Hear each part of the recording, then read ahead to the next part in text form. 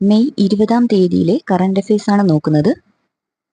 Indian സമുദ്രയാനങ്ങൾക്ക് പരിരക്ഷ ഉറപ്പാക്കുന്നതിനായി കേന്ദ്ര ധനകാര്യ മന്ത്രാലയത്തിന് കീഴിലുള്ള ധനകാര്യ സേവന വകുപ്പ് ആരംഭിച്ച ഇൻഷുറൻസാണ് ഭാരത് മാരിടൈം ഇൻഷുറൻസ് പൂൾ.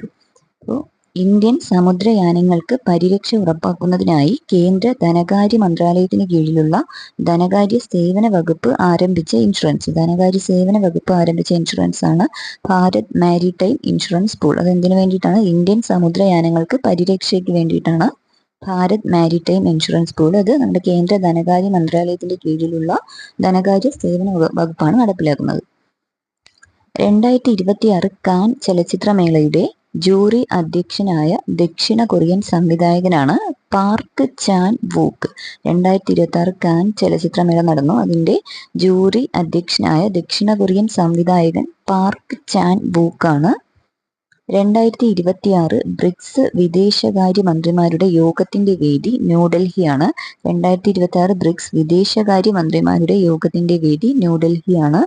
ലോകത്തിലെ ഏറ്റവും നീളമേറിയ ഒറ്റത്തൂൺ കേബിൾ സ്റ്റേ പാലമാണ് തായ്ലൻഡിലെ ഡാൻജിയാങ്ങിൽ. ലോകത്തിലെ ഏറ്റവും നീളമേറിയ ഒറ്റത്തൂൺ കേബിൾ സ്റ്റേ പാലം തായ്ലൻഡിലാണ്, ഡാൻജിയാങ്ങിലാണ്. IPLൽ ഏറ്റവും കൂടുതൽ മത്സരങ്ങൾ കളിച്ച താരമെന്ന റെക്കോർഡിന് ഉടമ വിരാട് കോഹ്ലിയാണ്. അദ്ദേഹം 279 മത്സരങ്ങൾ കളിച്ചു. IPLൽ ഏറ്റവും കൂടുതൽ മത്സരങ്ങൾ കളിച്ച താരമെന്ന റെക്കോർഡിന് ഉടമയാണ് വിരാട് കോഹ്ലി. 279 മത്സരങ്ങളാണ്. ഇന്ത്യൻ ജൂനിയർ പുരുഷ ഹോക്കി ടീം പുതിയ പരിശീലകനാണ് ഫ്രെഡിക് സോയസ്. ഇന്ത്യൻ ജൂനിയർ പുരുഷ ഹോക്കി ടീമിന്റെ പുതിയ പരിശീലകൻ ഫ്രെഡിക് സോയസ് ആണ് ഇന്ത്യൻ ജൂനിയർ പുരുഷ ഹോക്കി ടീമിന്റെ പുതിയ പരിശീലകൻ. സംസ്ഥാന സർക്കാരിന്റെ വനം, വന്യജീവി, പരിസ്ഥിതി, ജൈവ വൈവിധ്യ സംരക്ഷണത്തിനുള്ള വനമിത്ര പുരസ്കാര ജേതാവ് എസ് ഗുരുവായൂരപ്പനാണ്. സംസ്ഥാന സർക്കാരിന്റെ വനം, വന്യജീവി, പരിസ്ഥിതി, ജൈവ വൈവിധ്യ സംരക്ഷണത്തിനുള്ള വനമിത്ര പുരസ്കാര ജേതാവാണ് എസ് ഗുരുവായൂരപ്പൻ. ഇന്ത്യയിൽ ആദ്യമായി സാറ്റലൈറ്റ് ടാഗ് ചെയ്ത ഗംഗ സോഫ്റ്റ് ഷെൽ ആമയെ അടുത്തിടെ ഏത് ദേശീയോദ്യാനത്തിലാണ് തുറന്നുവിട്ടത്? അതായത് ഇന്ത്യയിൽ ആദ്യമായി സാറ്റലൈറ്റ് ടാഗ് ചെയ്ത ആമ ഗംഗ സോഫ്റ്റ് ഷെൽ ആമയെ അടുത്തിടെ ഏത് ദേശീയോദ്യാനത്തിലാണ് തുറന്നുവിട്ടത്? കാസിരംഗ ദേശീയോദ്യാനത്തിലാണ്. ഇനി ലോക ആമ ദിനം മെയ് 23 ലോക ആമ ദിനം മെയ് 23. കേരള സർക്കാരിന്റെ സാമ്പത്തിക സ്ഥിതിയെക്കുറിച്ച് പഠിച്ച് ധവളപത്രം തയ്യാറാക്കാൻ രൂപീകരിച്ച ഉന്നതതല സമിതിയുടെ അധ്യക്ഷനാണ് ഡോക്ടർ KM ചന്ദ്രശേഖർ. കേരള സർക്കാരിന്റെ സാമ്പത്തിക സ്ഥിതിയെക്കുറിച്ച് പഠിച്ച് ധവളപത്രം തയ്യാറാക്കാൻ രൂപീകരിച്ച ഉന്നതതല സമിതിയുടെ അധ്യക്ഷനാണ് ഡോക്ടർ KM ചന്ദ്രശേഖർ. ഓസ്ട്രേലിയൻ ആഭ്യന്തര T20 ടൂർണമെന്റായ ബിഗ് ബാഷ് ലീഗിന്റെ ഉദ്ഘാടന മത്സരത്തിന് വേദിയാകാനൊരുങ്ങുന്ന ഇന്ത്യയിലെ സ്റ്റേഡിയം MA ചിദംബരം സ്റ്റേഡിയമാണ്, ചെന്നൈയിലാണ്. ബിഗ് ബാഷ് ലീഗ് ഉദ്ഘാടന മത്സരത്തിന് വേദിയാകാനൊരുങ്ങുന്ന സ്റ്റേഡിയമാണ് MA ചിദംബരം സ്റ്റേഡിയം. ദക്ഷിണേന്ത്യയിലെ ആദ്യത്തെ Vande Bharat sleeper train service അനുവദിച്ചിരിക്കുന്നത് ഏത് റൂട്ടിലാണ്? ബാംഗ്ലൂർ മുംബൈ റൂട്ടിലാണ് ദക്ഷിണേന്ത്യയിലെ ആദ്യത്തെ വന്ദേ ഭാരത് സ്ലീപ്പർ ട്രെയിൻ ആണ് ദക്ഷിണേന്ത്യയിലെ ആദ്യത്തെ. അത് ബാംഗ്ലൂർ മുംബൈ റൂട്ടിലാണ്. 2026 മെയ് മാസത്തിൽ green technology and innovation strategic partnership ശക്തമാക്കുന്നതിനായി മൂന്നാമത് ഇന്ത്യ നോർഡിക് ഉച്ചകോടി നടന്നത് എവിടെ വെച്ചാണ്? മൂന്നാമത് ഇന്ത്യ നോർഡിക് ഉച്ചകോടി നടന്നത് നോർവേയിലെ ഓസ്ലോയിൽ വെച്ചാണ് ഇന്ത്യ നോർഡിക് ഉച്ചകോടി നടന്നത്. 2026 മെയ് മാസത്തിൽ green technology and innovation strategic partnership ശക്തമാക്കുന്നതിനായിട്ടാണ് ഈ ഉച്ചകോടി നടന്നത്. ഓസ്ലോയിലാണ് നടന്നത്. വയോജന ക്ഷേമത്തിനായി കേരള സർക്കാർ നടപ്പിലാക്കുന്ന നയത്തിന് പ്രചോദനമായ ജാപ്പനീസ് ആശയമാണ് ഇക്കിഗായ്. വയോജന ക്ഷേമത്തിനായി കേരള സർക്കാർ വകുപ്പ് തീരുമാനിക്കുമെന്ന് പ്രഖ്യാപിച്ചിട്ടുണ്ട്. അപ്പോൾ ആ വയോജന വകുപ്പിന് പ്രചോദനമായ ജാപ്പനീസ് ആശയം ഇക്കിഗായ് എന്നാണ് അറിയപ്പെടുന്നത്. 2026 മെയ് മാസത്തിൽ ഗ്ലാൻഡേഴ്സ് ഡിസീസ് അഥവാ കുതിരപ്പനി റിപ്പോർട്ട് ചെയ്യപ്പെട്ട ഇന്ത്യൻ നഗരം ചെന്നൈയാണ്. കുതിരപ്പനി 2026 റിപ്പോർട്ട് ചെയ്യപ്പെട്ട ഇന്ത്യൻ നഗരം ചെന്നൈയാണ്. ഈ കുതിരപ്പനിക്ക് രോഗകാരിയായ ബാക്ടീരിയ ഈ കുതിരപ്പനിക്ക് കാരണമായ ബാക്ടീരിയയാണ് ബുർക്കോൾഡേറിയ മലേയ് എന്നറിയപ്പെടുന്നത്. ബുർക്കോൾഡേറിയ മലേയ് എന്ന ബാക്ടീരിയയാണ് കുതിരപ്പനിക്ക് കാരണം. കേരളത്തിന്റെ പുതിയ മന്ത്രിമാരുടെ വകുപ്പുകളാണ് ഇനി നോക്കാൻ പോകുന്നത്. ഇവരെ മുഖ്യമന്ത്രി വി.ഡി. സതീശന്റെ വകുപ്പ് ഏതൊക്കെയാണ്? അദ്ദേഹം മുഖ്യമന്ത്രിയാണ്. പൊതുഭരണമുണ്ട്, ധനകാര്യമുണ്ട്, നിയമമുണ്ട്, തുറമുഖം. അതുപോലെ സയൻസ് ആൻഡ് ടെക്നോളജി, ലോട്ടറി, ഇതൊക്കെ മുഖ്യമന്ത്രിയുടെ വകുപ്പുകളാണ്. മുഖ്യമന്ത്രി കൈകാര്യം ചെയ്യുന്ന വകുപ്പുകളാണ്.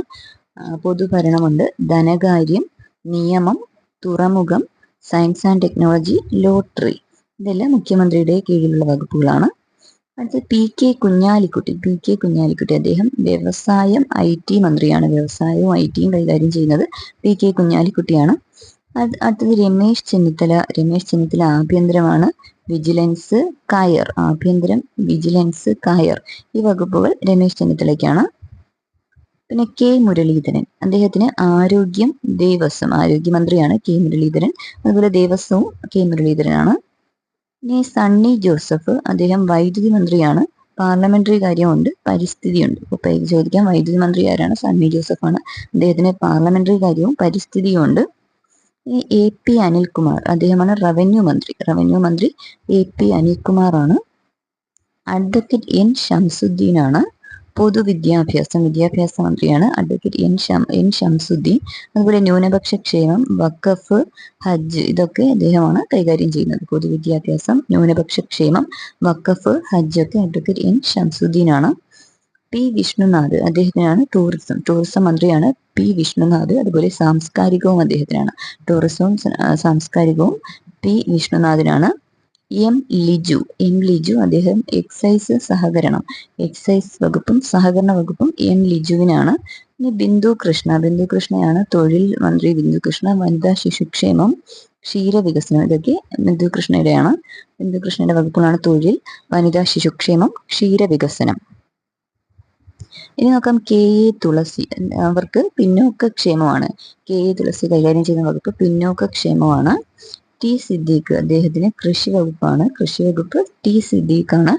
OJ ജനീഷ്, കായികം, യുവജനക്ഷേമം. OJ ജനീഷിന് കായികവും യുവജനക്ഷേമവുമാണ്. അതുപോലെ റോജി M ജോൺ, അദ്ദേഹം ഉന്നത വിദ്യാഭ്യാസമാണ്. പൊതുവിദ്യാഭ്യാസമല്ല. പൊതുവിദ്യാഭ്യാസം നമ്മൾ നേരത്തെ പറഞ്ഞു. Advocate N ഷംസുദ്ദീനാണ്. ഇത് റോജി M ജോൺ ഉന്നത വിദ്യാഭ്യാസമാണ്. PK ബഷീർ, പൊതുമരാമത്ത് മന്ത്രി PK ബഷീറാണ്. KM ഷാജി, തദ്ദേശ സ്വയംഭരണം കൈകാര്യം ചെയ്യുന്ന മന്ത്രിയാണ് KM ഷാജി. VE അബ്ദുൽ ഗഫൂർ, അദ്ദേഹം ഫിഷറീസും സാമൂഹിക നീതിയുമാണ്. VE അബ്ദുൽ ഗഫൂർ കൈകാര്യം ചെയ്യുന്ന വകുപ്പുകളാണ് ഫിഷറീസ്, സാമൂഹിക നീതി. അത് CP ജോൺ, അദ്ദേഹമാണ് ഗതാഗത മന്ത്രി CP ജോൺ ആണ്. ഗതാഗത മന്ത്രി ആരാണ്? CP ജോൺ ആണ്.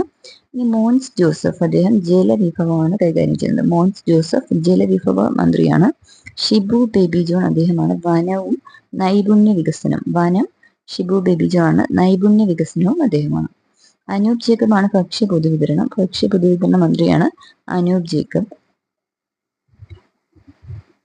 ഇനി മറ്റു ചോദ്യങ്ങളിലേക്ക് നോക്കാം.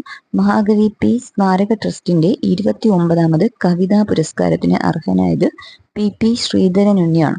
മഹാകവി P സ്മാരക ട്രസ്റ്റിന്റെ 29ാമത് കവിതാ പുരസ്കാരത്തിന് അർഹനായത് PP ശ്രീധരൻ ഉണ്ണിയാണ്. അദ്ദേഹത്തിന്റെ കൃതിയാണ് യക്ഷിയുടെ പരിണാമം എന്ന കൃതി.